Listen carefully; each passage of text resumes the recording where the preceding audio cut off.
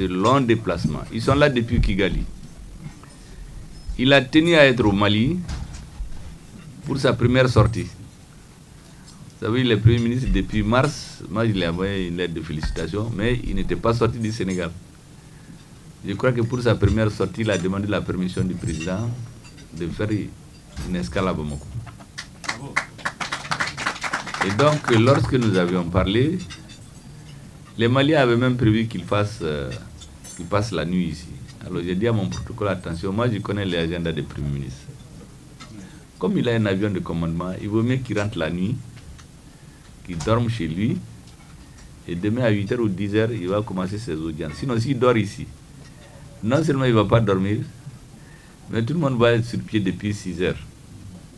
Ça serait très fatigant, je connais un peu. Et il a profité de ce temps pour faire un agenda chargé le mardi.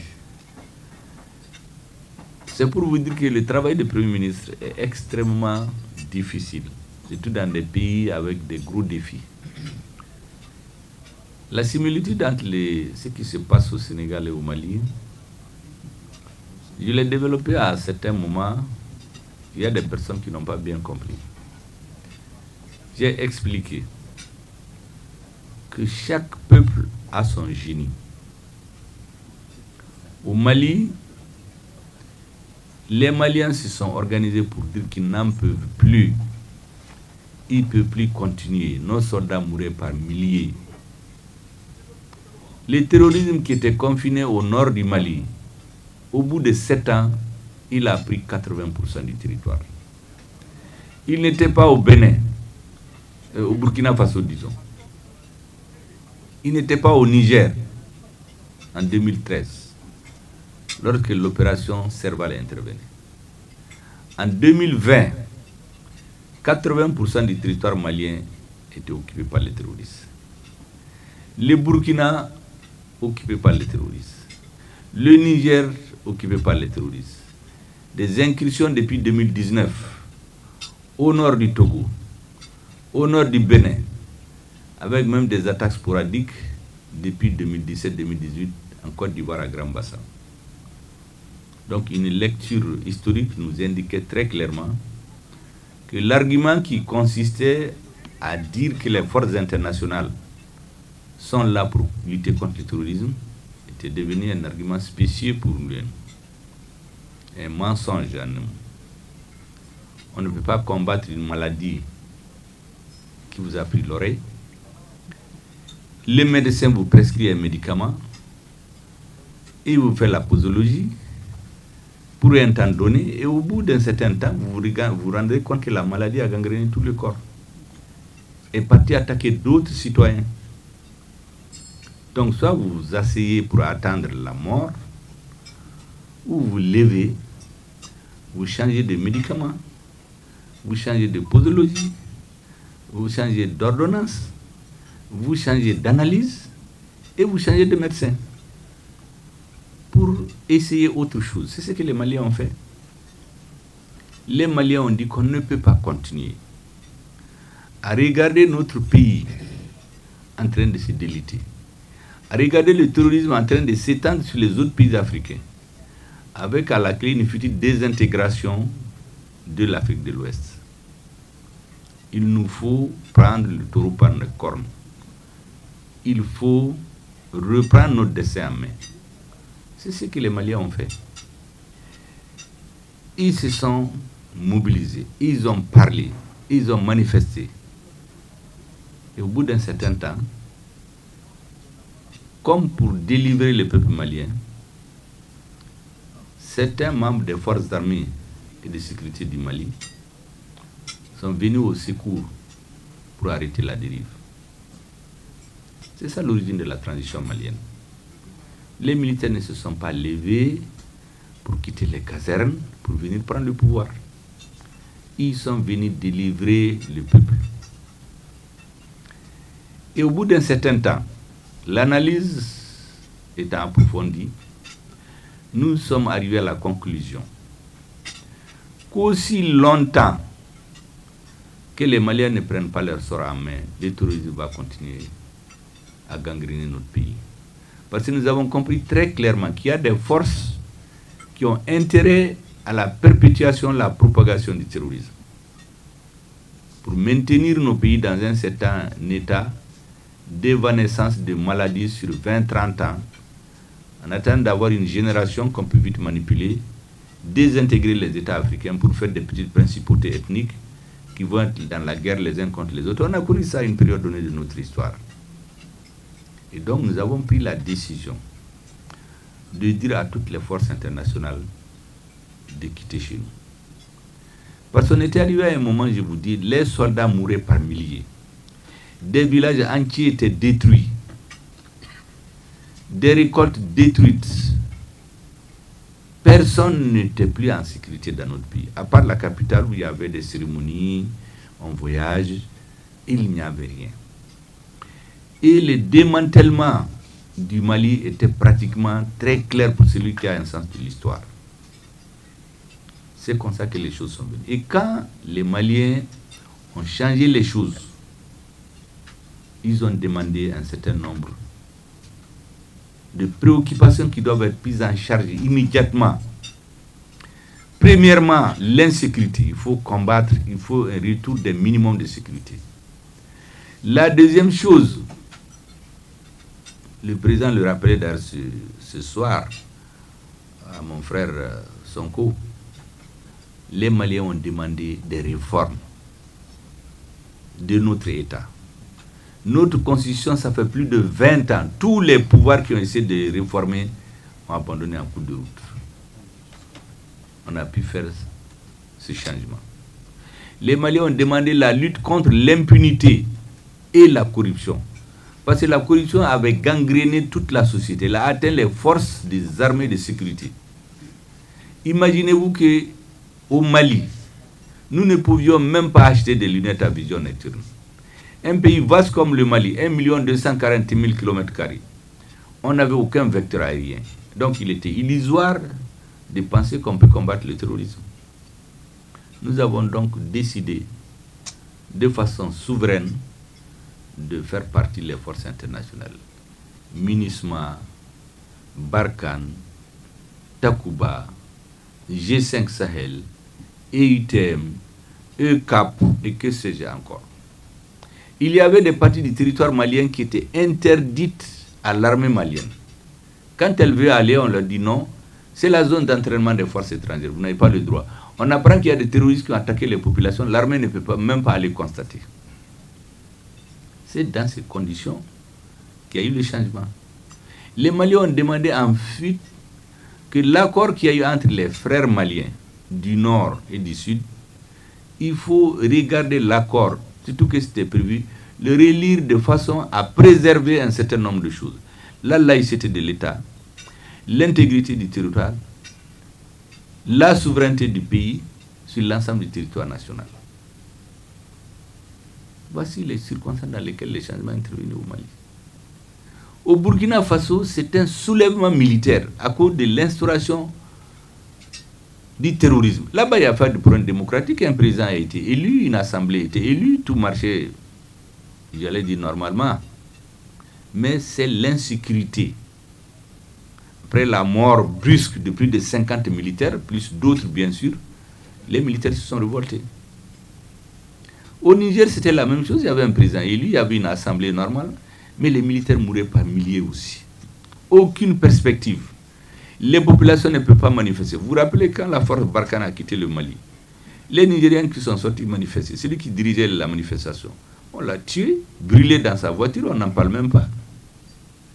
Voici les conditions dans lesquelles les changements ont eu lieu. Donc, comme mon frère Sonko l'a dit aujourd'hui, il faut trouver les origines des changements, au lieu de s'attaquer aux conséquences, autrement dit aux symptômes. Au Sénégal, il y avait théoriquement la démocratie.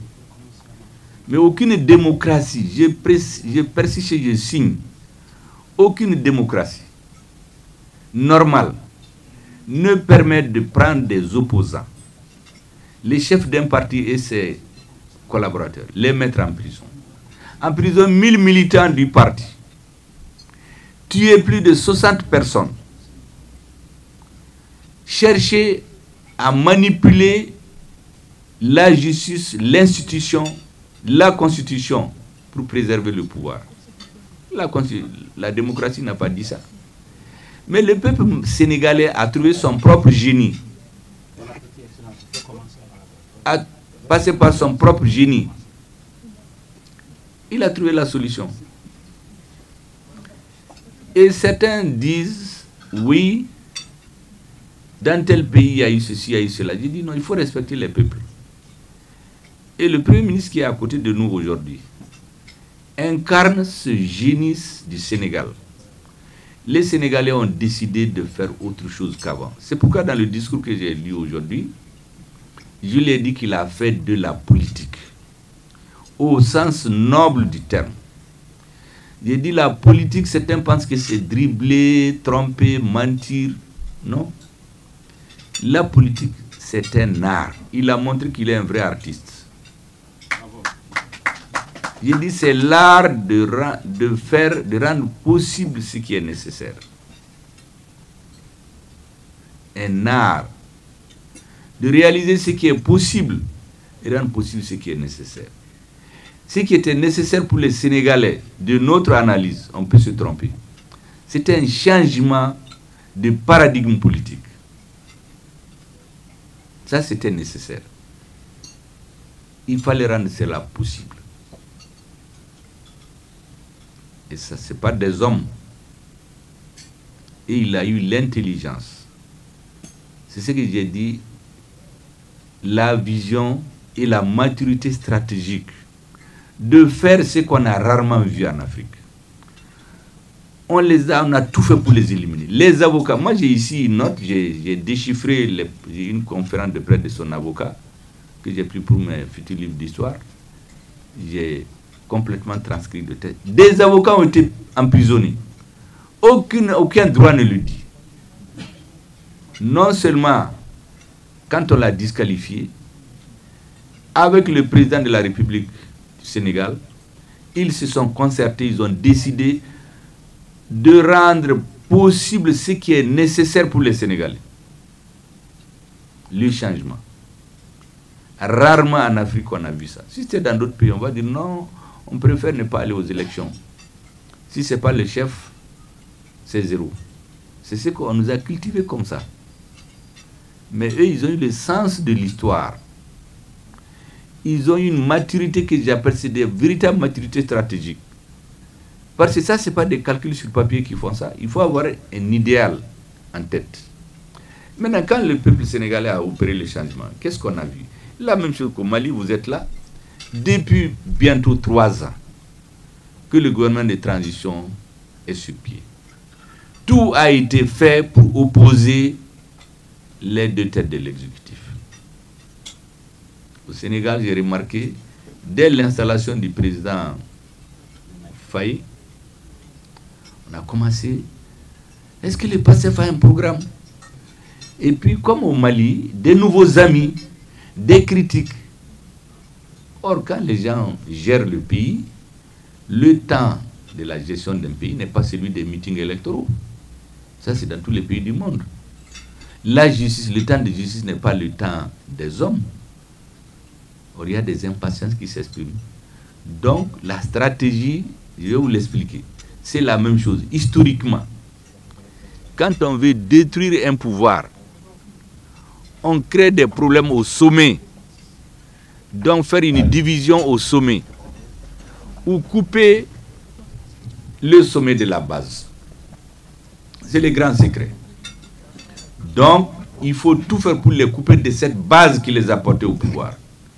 Ici aussi, vous savez, au Mali, je ne vous apprends pas, toutes ces floraisons d'organisations qui se sont créées, qui soi-disant soutiennent la transition, dont la finalité, c'est de créer des oppositions au sommet. Est-ce que quelqu'un peut imaginer qu'il est bon, il travaille pour la marche du Sénégal, et sa mission c'est d'opposer le premier, c'est le président du Sénégal. Mais on a vu la même situation au Mali.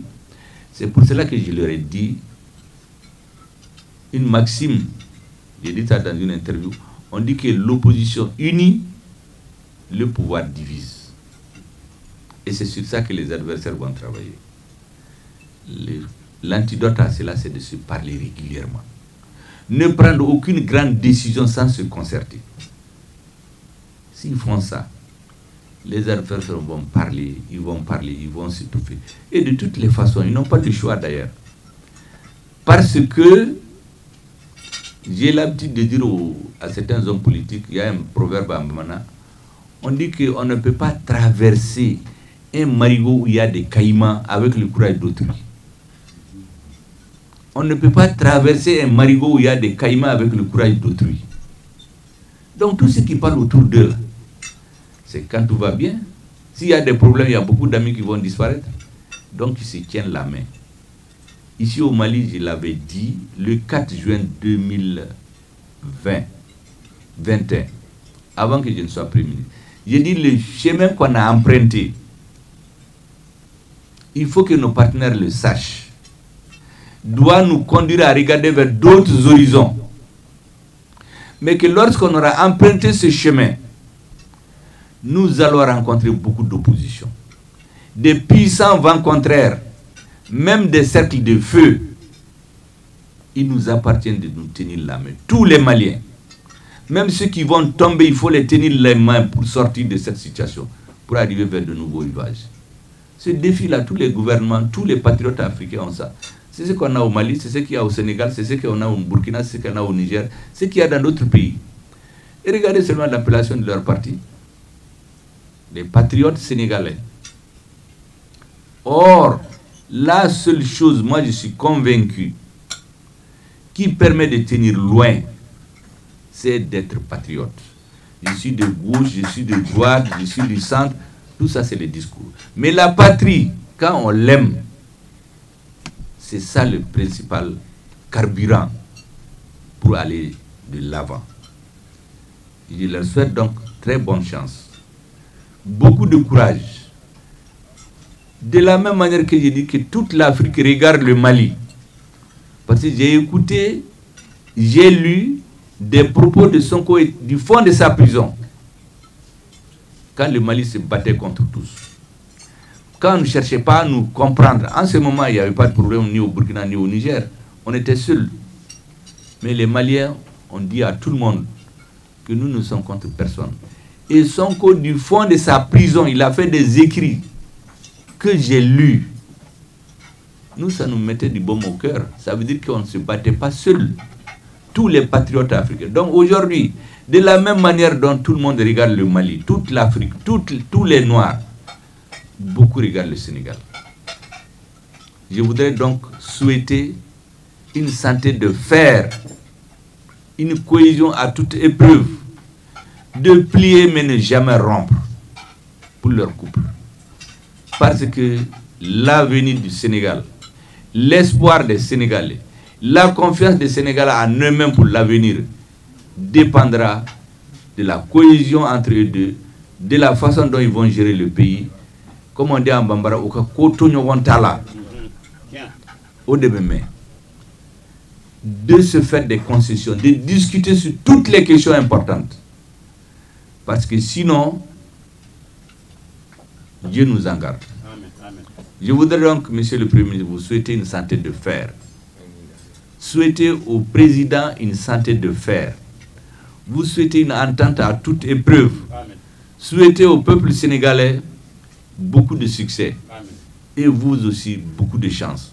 En politique, c'est comme le sport, souvent, la chance doit vous sourire. Quand, par exemple, il y a une bonne saison pluvieuse, les politiques sont contents, mais en fait, ça, c'est la chance, c'est un don de Dieu. Quand ça ne marche pas, on dit que c'est lui. Je leur souhaite donc beaucoup de chance, beaucoup de courage, beaucoup de lucidité et continuer à être stratège comme ils l'ont montré. Parce que c'est la stratégie qui manque aux dirigeants africains. C'est pour cela que dès qu'il y a une contradiction, on transforme ça en antagonisme. Et regardez ce qui se fait autour de nous. La destruction des pays à cause de la mésentente des leaders. Je souhaite donc que tout aille bien au Sénégal. Le Sénégal et le Mali et d'autres pays sont des exemples que tout le monde regarde aujourd'hui. Monsieur le Premier ministre, je vous souhaite très bonne chance et grand salut à tout le peuple sénégalais et vous dire que votre réussite, sera la réussite des Africains, comme nous pensons que notre réussite, ça serait la réussite des Africains. Merci beaucoup. J'ai été long, mais c'était nécessaire. Merci. Merci beaucoup, Monsieur le Premier ministre, Messieurs les ministres et collaborateurs ici présents, et tous les invités. Il y a les dames ministres aussi, hein, monsieur. Messieurs et dames les ministres, donc. Absolument, absolument. Je vous transmets une fois de plus mes salutations. Alors, je devrais bouder le temps de consommer ma salade, parce que j'ai vu M. Sonko en train de consommer, il ne nous a pas attendu. Et mon ministre de la Défense ne m'a pas défendu, il a consommé. Mon chef de protocole, en tout cas, mon conseil diplomatique n'a pas été diplomate lui aussi. Parce qu'un diplomate attend d'abord son patron. Alors, mais je ne vais pas être long. Je me réjouis encore de ma présence ici avec toute ma délégation. Cette escale, il fallait la faire au-delà de l'aspect symbolique pour matérialiser, s'il en est encore besoin, cette excellence dans la relation entre nos deux pays. Mais à titre personnel, réitérer tout mon attachement à cette terre malienne. Je crois que notre artiste a chanté Ismaël Lo. Ça m'a fait frissonner parce que hier à Kigali, lors du dîner également, un artiste, je crois rwandais, je ne suis pas sûr, a chanté la même chanson. Bravo. Et exactement à la même heure presque. Oui. Ceci montre un peu que la culture a devancé la politique dans notre volonté d'unir l'Afrique dans sa globalité, mais surtout à travers les segments concentriques que sont les espaces sous-régionaux. Nous avons encore beaucoup de travail à faire. Et l'autre aspect assez symbolique, vous l'avez rappelé, monsieur le présentateur, c'est cette Kora. Cette Kora qu'on retrouve chez moi à Casamance, avec de très grands griots, mandingues,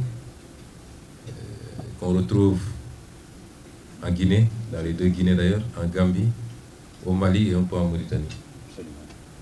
C'est des symboles très forts de la transversalité des peuples à travers les différents pays, indépendamment du saucissonnage que la colonisation a réussi à imposer. Et c'est important pour nous. Monsieur le Premier ministre, vous avez beaucoup développé sur les enjeux et les défis qui nous interpellent tous. Je peux vous assurer que pour le cas du Sénégal, effectivement, et ça ne date pas de maintenant, la politique va avec cela, c'est toujours des manœuvres pour diviser. C'est des manœuvres d'abord souvent internes, intérieures aux organisations. Elles sont aussi exogènes la plupart du temps, mais qui ne posent pas de problème particulier pour le Sénégal. Je puis vous en donner une assurance que s'il plaît à Dieu, ce qui posera problème ne viendra pas de... S'il devait y avoir problème, parce que ma conviction c'est qu'il n'y en aura pas, mais ça ne viendra pas des relations qui existent entre le président de la République et moi-même. Nous sommes conscients des enjeux et nous sommes beaucoup battus. Nous y avons laissé beaucoup de plumes, individuellement comme collectivement. Vous l'avez rappelé, des vies humaines ont été perdues, des carrières ont été brisées, des foyers ont volé en éclats. Et chaque jour qui se passe, nous avons cela comme point de fixation que nous devons réussir pour honorer tous ceux-là qui sont battus au nom de la patrie. Vous l'avez rappelé, notre parti, en fait, ne s'appelle même pas Patriote du Sénégal, c'est Patriote africain du Sénégal. Bravo. Pourquoi? À la création, c'était Patriote du Sénégal. Et il y a 2 ou 3 ans, nous avons modifié pour faire Patriote africain du Sénégal. Et notre souhait... Cɛman jugu a yɛrɛ ma cɛ min y'i ban ka fanga don cɛya la o de la cɛ fangama nana aw kama cɛya bana fan o fan fangama b'o furakɛ ka taa se dunungɔrɔnin ma walasa dunungɔrɔ kasikan kana bɔ e ka sɔkɔnɔ dugukila fɛ e ka cɛ fangama k'i ta la ɲɛ ka taa se denko gɛlɛya o min bɛ cɛw la n'o sabu tɛ dɔwɛrɛ ye lawa nɔgɔ kɔ ani lawaji dɔgɔya fangama b'o bɛɛ lajɛlen furakɛ ka bɔ cɛw la k'i kɛ kak i banban dɔrɔn i kana kɛ musobakɔrɔ filanan ye sɔkɔnɔ o kama a y'aw teliya joona aw ka weleli kɛ nɛgɛjuru sira 77 11 33 33 77 11 33 33 u b'a livraison kɛ Fufalaki fo aw sigiyɔrɔ la ala ni fangama sababu furu caman suturala nin waati in na a ye aw hakili to a la maa minnu si tɛ san 18 bɔ a tɛ feere olu ma. C'était qu'il puisse germer un peu partout en Afrique des partis patriotiques. Parti patriotique du Mali, parti patriotique africain du Mali, parti patriotique africain de la Côte d'Ivoire, ainsi de suite. Ce qui existait dans le temps d'ailleurs, avec d'autres formes de partis, les PAI, ainsi de suite, RDA, RDS, etc. Et c'est pour mettre l'accent sur une préoccupation fondamentale chez nous, le panafricanisme. C'est extrêmement important. Le patriotisme étant le soubassement, vous l'avez dit, nous ne croyons pas tellement à toutes ces doctrines politiques importées où on nous parle de gauche, de droite, de socialisme, libéralisme, communisme. Je crois que vous avez été plus ou moins de gauche. Nous pensons qu'il faut réfléchir sur une idéologie africaine qui correspond à nos réalités. Et c'est pourquoi il y a quelques années, nous avions lancé d'ailleurs à Niamey ce qu'on a appelé l'international progressiste africain, avec quelques partis. Il y en avait un du Mali d'ailleurs, mais ça n'a pas prospéré malheureusement. Mais tout ceci pour dire notre attachement à cet objectif de réaliser d'abord des cadres qui réunissent les Africains, mais de réfléchir par nous et pour nous exclusivement. Après, les gens peuvent nous cataloguer. Certains disent que nous sommes de gauche. Je leur dis, c'est M. Prudhomme qui faisait de la prose sans le savoir. Certains disent que nous sommes de droite. Les Occidentaux aiment bien dire que nous sommes des panafricains de gauche. Comme eux, ils aiment cataloguer et créer des concepts. Mais nous sommes des pragmatiques. Toute idée bonne pour le peuple sénégalais est à prendre, qu'elle soit de gauche, de droite, du centre, démocrate, chrétien, islamiste ou je ne sais quoi encore. Ce qui nous intéressait à la fin de la journée, est-ce que ça a été bon pour le peuple sénégalais? Et c'est ça notre véritable idéologie. Monsieur le Premier ministre, j'ai beaucoup parlé de patriotisme, qui n'est pas nationalisme. Et pour moi, le patriotisme doit forcément être africain, puisque nos destins sont liés. Il se trouve que, par le fait de l'histoire que nous avons subie, et c'est pourquoi cette année nous avons décidé de célébrer pour la première fois et de faire une très grande célébration de l'événement de Thiaroye 44, qui a vu l'exécution lâche par la France de soldats africains, même si ils portaient le nom de tirailleurs sénégalais. Ils étaient loin d'être tous des Sénégalais. Je ne crois pas que les Sénégalais étaient les plus nombreux d'ailleurs. Ce devoir mémoriel qui nous incombe à tous de pouvoir expliquer à nos enfants ce qui s'est passé dans nos relations avec le reste du monde, aussi loin qu'on puisse remonter. Et c'est pourquoi nous insistons. Ce n'est pas patriotisme, ce n'est pas nationalisme. Non. Nous ne sommes pas trop attachés aux nations telles qu'elles ont été redécoupées. Vous allez de part et d'autre des frontières, les gens ne connaissent pas les nations que nous revendiquons. Ils vaquent tranquillement à leurs occupations, parce que les mêmes familles sont de part et d'autre de la frontière dans les villages, et que seul le tracé de la frontière a séparé en deux. Et c'est pourquoi l'aspect mémoriel est extrêmement important pour nous. En réfléchissant, moi j'essaie de remonter le plus loin possible. Vous allez voir le jeune Chinois, le petit Chinois de 8 ans, qui vous dit que la Chine doit recoloniser, redominer le monde, parce que la Chine était premier lorsque l'Occident était encore en train de se chauffer au bois. Lorsque il faisait la muraille de Chine ou la route de la soie, les autres étaient dans l'obscurité. Et cette histoire est ancrée en chaque Chinois depuis sa petite enfance. Vous allez voir le Turc, il vous renvoie à l'Empire ottoman. Vous allez voir l'Iranien vous renvoie à la Perse, ainsi de suite. Mais nous avons ce problème, nous, au-delà de l'époque médiévale, où on peut appeler l'Empire du Mali, du Ghana, du Songhai, à faire des liens au-delà de cette étape-là, pour aller jusqu'à l'Égypte antique, avec les travaux de beaucoup de scientifiques, parmi lesquels le professeur Cheikh Anta Diop, qui a démontré que cette Égypte-là était nègre et que les Blancs ne sont venus que bien après, les Arabes du moins, avec l'islam. Il faut que ce travail, nous puissions le faire, parce qu'il est important, il est le socle du développement même, parce qu'il impulse cette dynamique de fierté qui doit animer chacun et chacune d'entre nous. Et cela nous amène à nous questionner sur les questions que nous avons en commun. Aujourd'hui, le combat que vous menez, c'est un combat pour la souveraineté. Le Sénégal n'est pas exactement dans la même situation, mais pour autant, nous avons considéré que le Sénégal n'était pas encore souverain. Et ce combat pour la souveraineté est celui que nous avons commencé aujourd'hui à appliquer. Souveraineté alimentaire, souveraineté énergétique, souveraineté monétaire, souveraineté budgétaire, souveraineté pharmaceutique, souveraineté militaire, à tout point de vue. Nous avons pris cet engagement qu'il faut nous donner les moyens d'être totalement souverains. Autrement, on n'est pas indépendant, on l'est que de nom. Et c'est ça qui doit nous interpeller, particulièrement les pays qui ont eu la malchance d'avoir croisé à un moment donné la route, le chemin de la France. Et je voudrais dire aujourd'hui que dans cette dynamique, comprenez bien la position du Sénégal, comme nous comprenons la vôtre, parce que chacun de nos pays, tout voisin que nous sommes, tout frère que nous sommes, chacun a eu, surtout les dernières décennies, une histoire qui lui est particulière. Et l'histoire du Mali n'est pas forcément celle du Sénégal, même si le Sénégal a eu à vivre les velléités de partition depuis les années 80 jusqu'à maintenant, même si c'est maintenant dormant, nous l'avons vécu de manière très douloureuse. C'est pourquoi nous pouvons comprendre et nous respectons que le Mali, le Niger, le Burkina puissent prendre des décisions par rapport à cette histoire qu'ils ont vécue, qu'ils vivent encore, et qui est douloureuse du moins,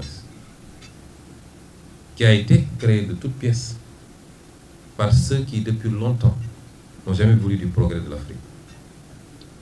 Et c'est pourquoi, Monsieur le Premier ministre, souvent j'ai dit, je peux comprendre ces situations, mais posons-nous toujours cette question extrêmement importante. À qui profite cette situation? Et à qui elle profiterait si elle s'aggravait? À tout le monde, sauf à nous, Africains, de quelque bord que nous situons. Et c'est ça qui justifie la position du Sénégal. De dire, nous n'étions pas là quand beaucoup de choses se passaient. Nous n'étions pas au pouvoir, mais nous l'avons condamné.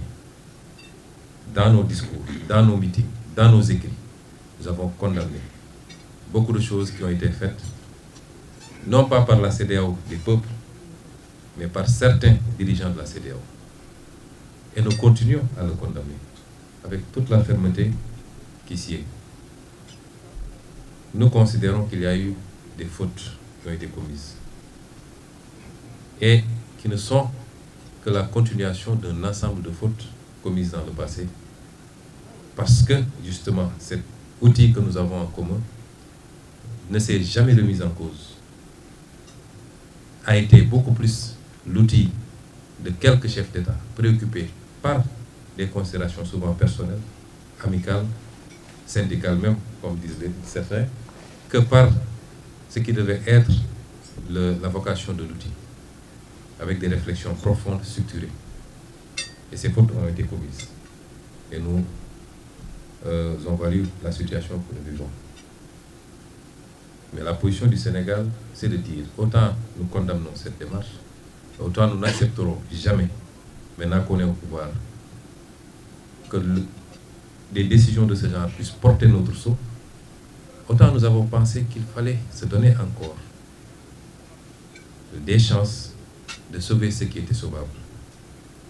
Parce que dans chacune des décisions que nous prenons, il y a des conséquences comment on appelle ça, qui s'enchaînent et qui peuvent ne pas apparaître tout de suite dans leur globalité, au niveau économique, au niveau financier, au niveau, etc., etc.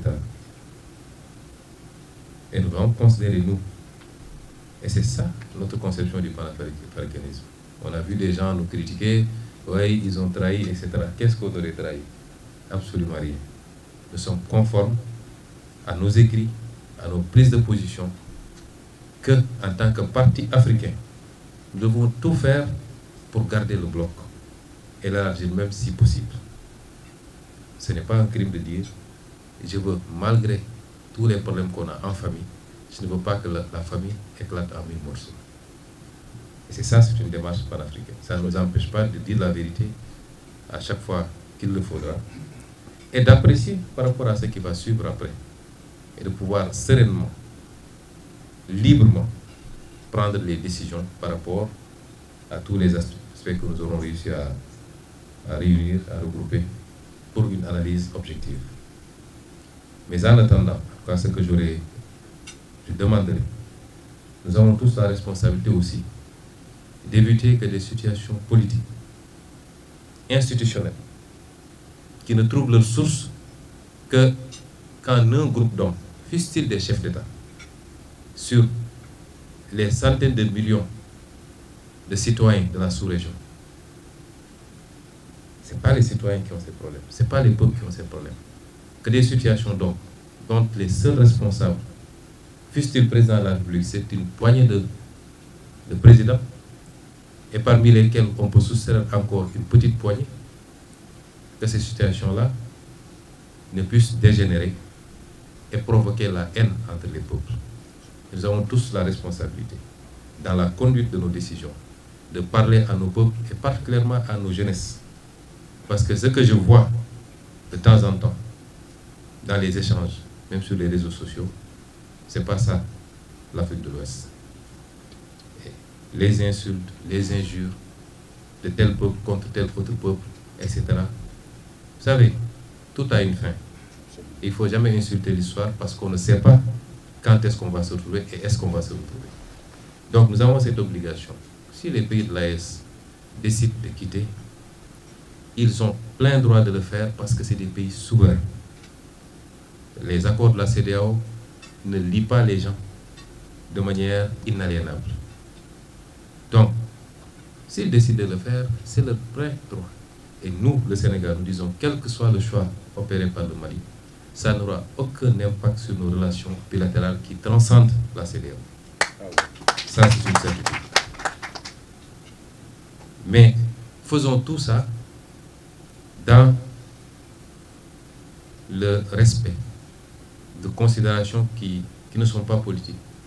De savoir que nos ancêtres, en tout cas nos arrière-grands-parents, nos arrière-arrière-grands-parents, avaient réussi à unifier une très grande partie de l'Afrique de l'Ouest, incluant beaucoup de nos pays. Ils avaient réussi à le faire et ça avait marché très fort. Et c'est le moment où l'Afrique avait produit de grands empires. Et ça a créé des liens forts entre ces peuples-là. Ces liens-là transcendent les considérations politiques qui sont en cours actuellement. Donc nous devons tous parler à nos concitoyens, particulièrement à notre jeunesse, les raisonner. Des choix politiques vont s'opérer, mais les peuples demeureront des peuples amis, pour ne pas dire les mêmes peuples, et que au-delà des choix politiques, quand ils seront faits, et qu'on arrive à la phase de la stabilisation, les pays vont continuer à commercer, économiquement, socialement. Il n'y a pas quasiment presque de famille malienne qui n'est d'attache au Sénégal et vice-versa. Ça, ce n'est pas les décisions politiques qui vont changer ça. Personne ne pourra interdire au peuple des deux côtés de se fréquenter, de vivre ensemble, de continuer à faire les choses ensemble. Et c'est extrêmement important à mon avis. Nous ferons ce que nous avons à faire de notre côté, mais chaque leader doit faire ce travail-là pour que ça ne se transforme pas en animosité qui risque d'être difficile après à rattraper entre nos différents peuples. Voilà ce que je voudrais dire pour conclure, me féliciter encore de cette rencontre, de cette escale qui nous a permis de partager ces moments forts, remercier son Excellence le Président Goïta pour son accueil, mais également ses mots sages, et vous dire En ce qui me concerne, moi, même si le Mali mettait, je crois, c'est dans certains pays, on met des, comment on appelle ça, les boucliers de missiles là pour que les gens n'interviennent pas. Même si le Mali mettait un bouclier de fer pour qu'on ne vienne pas, moi je viendrai au Mali. Bravo. Et personne ne m'empêchera de venir. Je vous remercie de votre attention. cɛman jugu a yɛrɛ ma cɛɛ min y'i ban ka fanga don cɛya la o de la cɛɛ fangama nana aw kama cɛya bana fan o fan fangama b'o furakɛ ka taa se dununkɔrɔni ma walasa dununkɔrɔ kasikan kana bɔ e ka sɔkɔnɔ dugukila fɛ e ka cɛɛ fangama k'i talan ɲe ka taa se denko gwɛlɛya o min be cɛw la n'o sabu tɛ dɔwɛrɛ ye lawa nɔgɔ kɔ ani lawaji dɔgɔya fangama b'o bɛɛ lajɛlen furakɛ ka bɔ cɛw la k'i kɛ kak i banban dɔrɔn i kana kɛ musobakɔrɔ filanan ye sɔkɔnɔ o kama a y'aw teliya joona a ka weleli kɛ nɛgɛjuru sira 77 11 33 33 77 11 33 33 u b'a livraison kɛ fufalaki fo aw sigiyɔrɔ la ala ni fangama sababu furu caaman suturala nin waati na a ye aw hakili to a la maa minnu si tɛ san 18 bɔ a tɛ feere olu ma